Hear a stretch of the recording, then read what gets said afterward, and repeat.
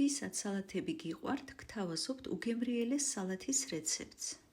პირველ რიგში დავჭრათ ქათმის ფილე სასურველ ნაჭრებად, მოვაყაროთ მარილი, პაპრიკა და კარგად მოვურიოთ. მინიმუმ 1 საათის შემდეგ შევწვათ ზეთში. მე ვიყენებ სლობოდას უგემრიელეს ზეთს. საშუალო ცეცხლზე ვწვავთ ორივე მხრიდან. ჯამში ჩავასხათ სლობოდას მაიონეზი, დოგვის соуსი, დავუმატოთ დაფქული მშრალი ნიორი, შავი პილპილი და კარგად მოვურიოთ.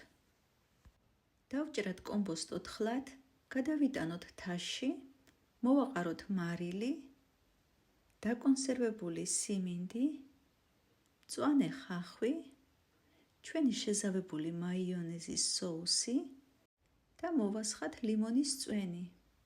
სალათი გადავიტანოთ სასურველ ლანგარზე, ზემოდან დავაწყოთ მაგრად მოხარშული და შუაზე გაჭრილი კვერცხი, შემწვარი ფილე, მოვასხათ სოიოს соуსი და მოვაყაროთ სეზამის მარცვალი. მოამზადეთ და გემრიელად მიირთვით.